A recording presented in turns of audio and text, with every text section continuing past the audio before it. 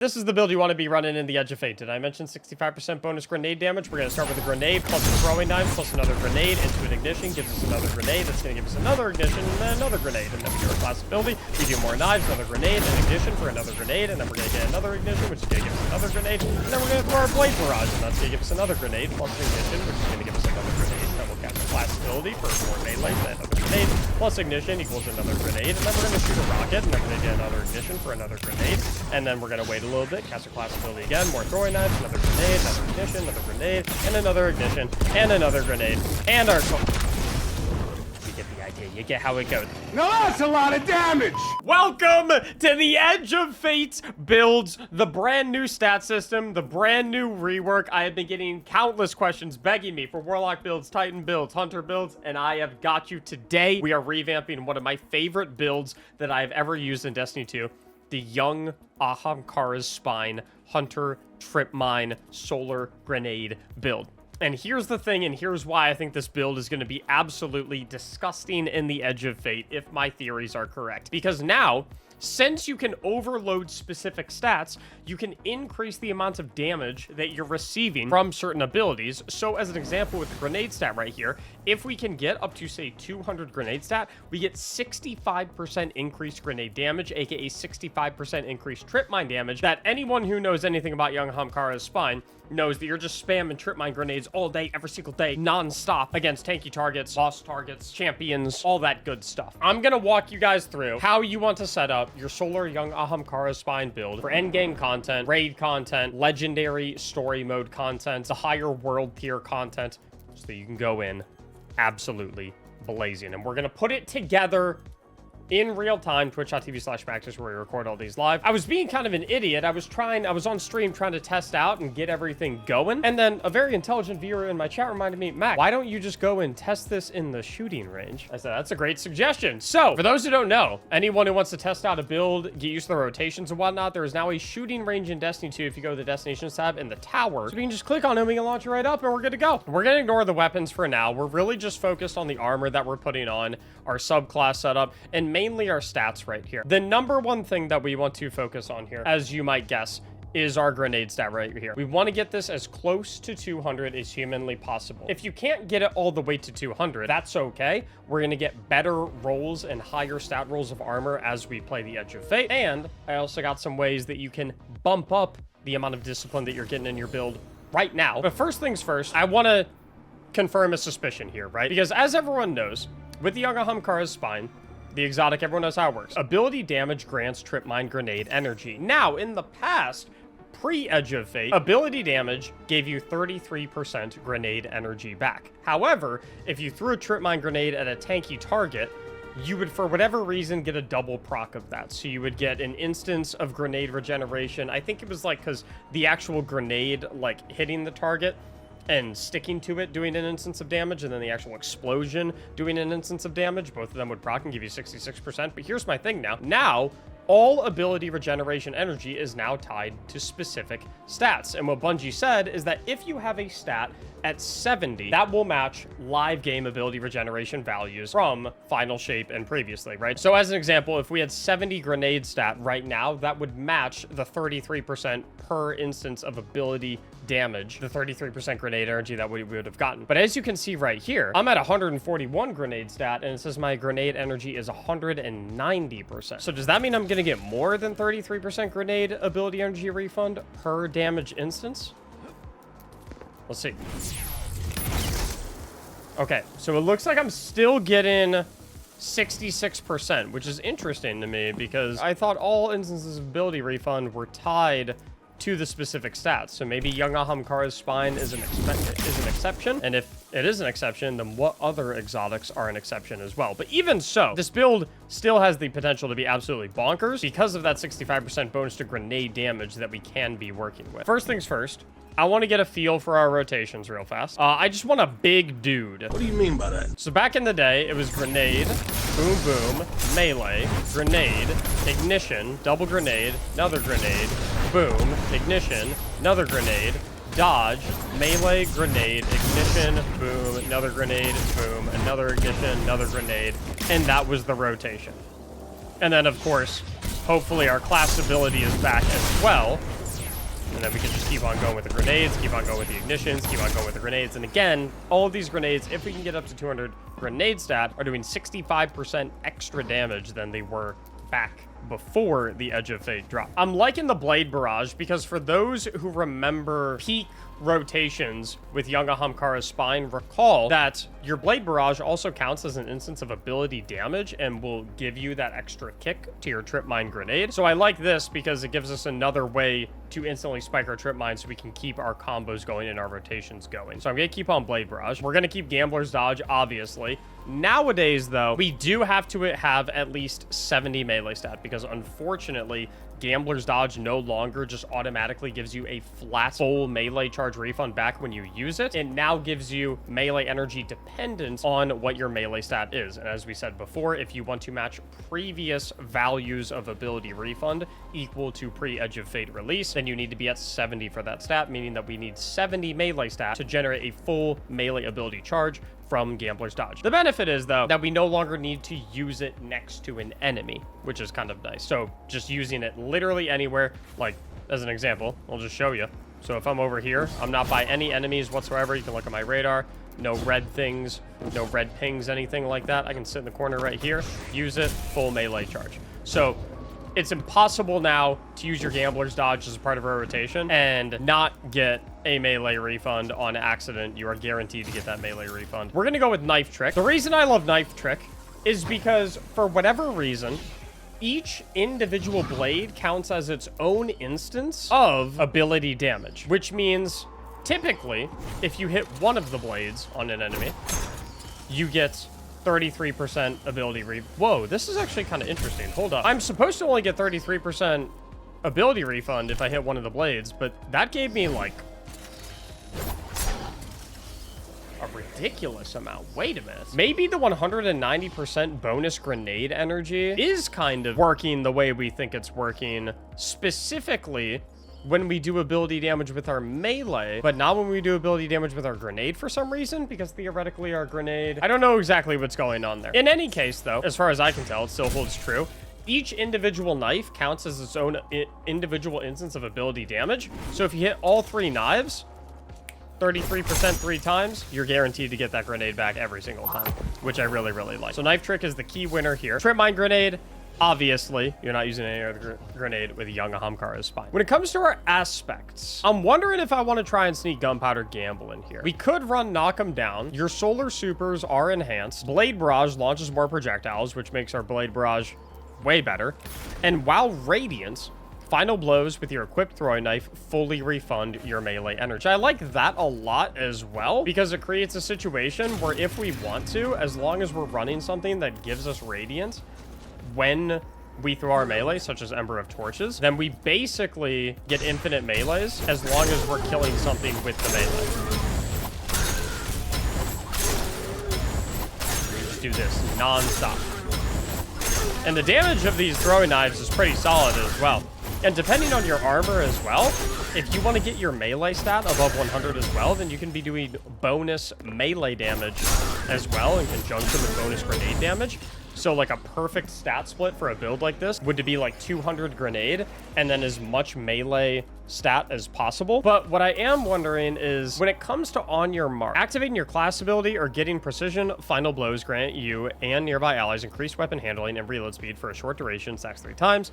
Precision final blows while at 3 stacks makes you radiant for a short time. My biggest thing with this is it gives us 3 fragment slots, which I really like. Ooh, and Gunpowder Gamble, then I mean we're gonna have Gunpowder Gamble up so often, and I'm not really entirely sure that we need this extra slot as well, because we obviously want Ember of Ashes, so we apply more Scorch stacks to targets. That's going to give us more ignitions, and the fun thing about ignitions is that they count as ability damage and therefore proc our Young Ahamkara's Spine grenade regeneration or grenade refund. So we obviously want Ashes, more procs, more grenades, and overall more damage, because more Scorch equals more ignitions equals more damage. Obviously I want Torches because it gives us and all our allies weapon damage bonuses. It does hurt that it takes away 10 grenade. That does not feel great for this build. You just gotta run it because of how well it synergizes with Knife Trick and Knock 'em Down for the infinite flurries of our melee ability, not only to just carve through waves of ads with our melee ability, but to also be able to use our melee ability to kill an ad,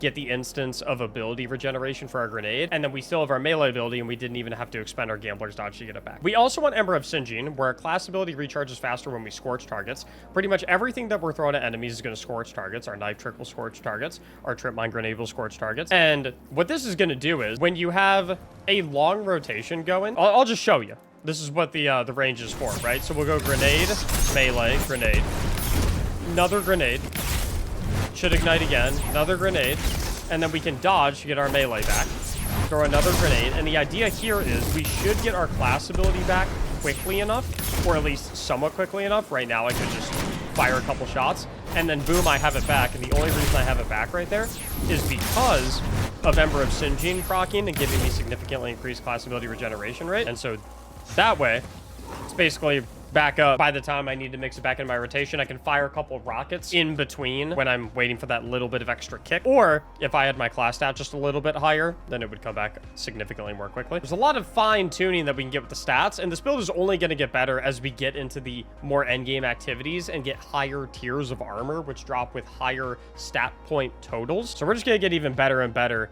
as we get going. Then we have the Ember of Resolve, where Solar Grenade Final Blows cure us. This is going to be the survivability aspect of the build. Typically on solar builds, I love running Healing Grenade along with something like the Ember of Empyrean and a solar weapon, so I can just maintain permanent restoration. But obviously we can't run Healing Grenade with this build because we have Trip Mine Grenade locked in. So I really like Ember of Resolve as it provides a way to stay nice and healthy with this build. It's our main instance of survivability right here. Now let's take a look at mods. I'm thinking, okay, check this out, right? I'm thinking we go in Ashes to Assets.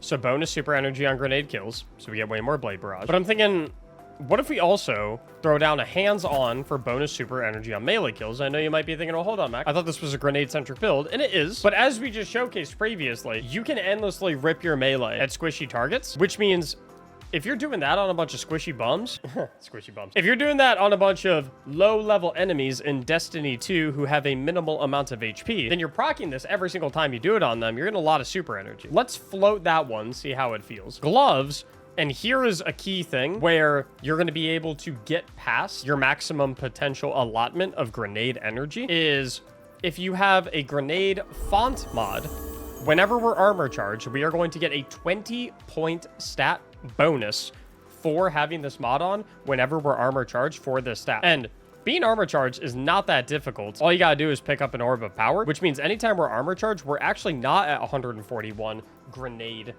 stat. We're actually at 161 grenade stat. And if we, for example, fit a second grenade font mod on, we would actually get 40 bonus stat when we're armor charged, and we would actually be at 181 bonus grenade stat. I don't know if I want to do that. I think I would honestly, I want to experiment with having a grenade font and a heavy-handed on right now. Powered, or sorry, not heavy-handed, firepower. Grenade final blows create orbs of power, because I do want plenty of ways to create that orb of power so that we can, of course, pick up an orb and become armor charged. Otherwise, if we don't have very easy ways to get armor charged, then these font mods don't really matter too much. I could see a world where we potentially switch this up, lose this, get more font mods to get us to 200 grenade stat. But then again, as we continue to play the game, we continue to get more armor, and our armor has better stat rolls and higher stat rolls. We probably will end up not even needing the font mods eventually, because we'll just be at 200 stat just from the base values of our armor. Over on the chest piece, I always just like going concussive dampener and then 2 resistances depending on the types of enemies that I am fighting. And I don't really see that changing that much with the Edge of Fate, to be honest. There wasn't really any significant mix-ups. I suppose you could maybe go an ammo generation mod if you wanted to. I think could potentially be beneficial for your heavy ammo weapon.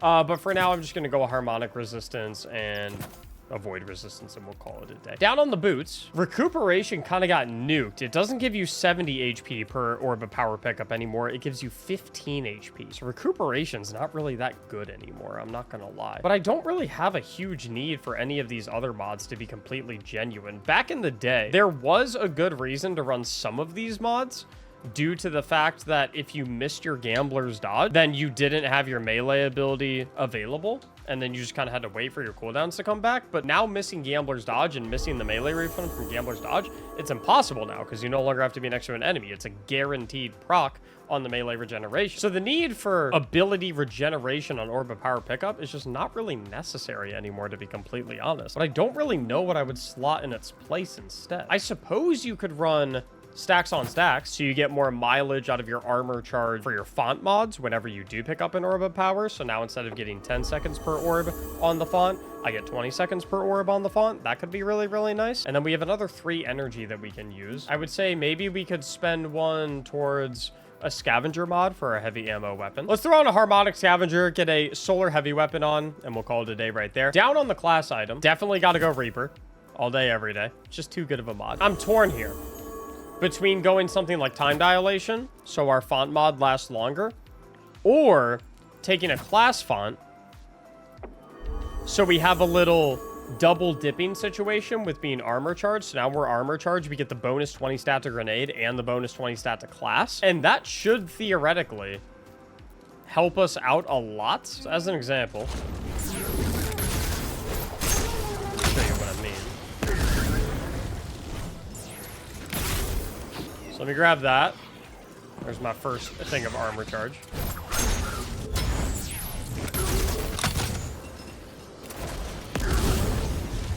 There's my second thing of armor charge. And then let me come over here.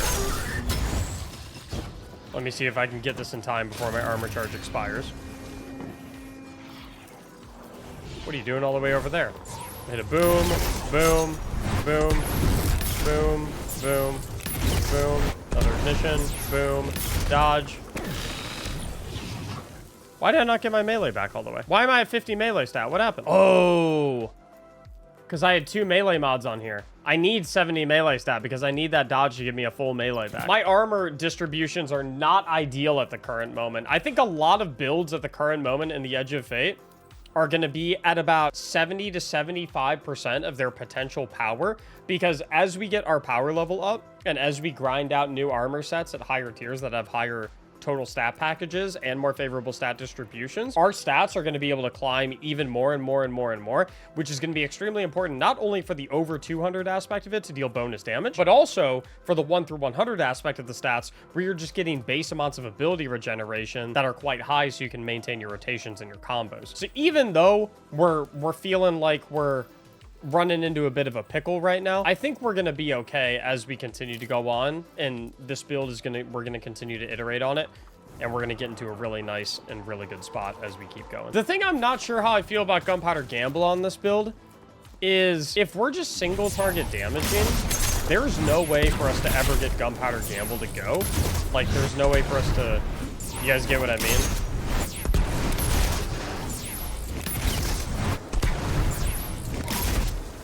Those ignitions are mighty fine.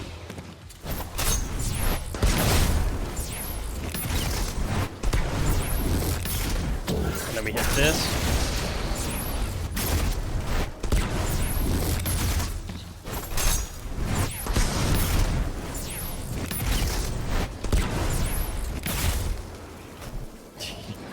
Yeah, baby! That's what I'm talking about right there. I really don't feel... Okay, so hold up. If we did take Gunpowder Gamble out, I do understand the merits of Gunpowder Gamble. It's great for the ad clear aspect of this build, but you're getting so many ignitions off, and you have your infinite throwing knives for ad clear. Like, do we really need Gunpowder Gamble that much? I like the idea of on your mark, because it gives you higher radiant uptime. It also gives you another way to get radiance, and it gives you an extra fragment slot. The question is, does this extra fragment slot actually do something for us? Because if so, then I think I like on your mark a little bit better, because even though Gunpowder Gamble is awesome, it doesn't really do anything that this build can't already do. Ooh, that is true. We could literally just use it to throw in a fragment that gives us plus 10 grenade stat, which is a bonus 6.5% grenade damage. Every 10 points that you get of a stat over 200, it's 6.5% bonus damage. So honestly, it's basically what's better. On your mark plus the effects of an extra fragment slot plus 6.5% extra damage, or Gunpowder Gamble to have better ad clear, but like we trip mine and spam knife trick, we kind of already have really good ad clear, so is that really necessary? Ember of Char, your solar ignitions spread scorch to affected targets. Now, in terms of raid boss DPS and single target DPS, this doesn't really do anything because there's no targets for the ignitions to spread scorch to anyway, but I like this for ad clearing situations. It means more procs of our Ember of Singeing because more things are getting scorched, which means more instances of bonus class ability regeneration, which means more uptime on our knife trick, which means more uptime on our trip mine grenade, and the plus 10 grenade stat means 6.5% bonus damage. I don't really feel like we need Gunpowder Gamble because we always have trip mine grenades up. We're always slinging them. I just feel like it's not that necessary, to be completely honest. As far as weapons go, there's nothing that's weapon specific to this build, so you can literally run whatever weapons you want, whatever you like. I think Sunshot would feel really good with this. I think Zali's Bane would feel really good with this. I think Luna's Howl would feel really good with this. You can run literally whatever special weapon you want up here. Rockets are always going to be nice if you're trying to mix them into your raid boss DPS rotation because you just shoot them real quick. There's no charge up time like linear fusion rifles. No one's using machine guns for boss DPS or anything like that. Weapons are, you know, kind of world's your oyster in that regard. Hopefully you found this video and this build helpful. I will continue making a ton of videos on what builds you want to be using in the Edge of Fate, both when it comes to brand new builds that are possible that were not possible before, in conjunction with Edge of Fate modified versions of your previous old favorite builds adopted for the new Edge of Fate sandbox with the new stat rework, the new mod system changes, and all of that good stuff. So if you enjoyed this one, please be sure to like it. If you want to see future builds, please be sure to subscribe to the channel so I can get you covered with all of those. Thank you so much for watching, and as always, have a great day.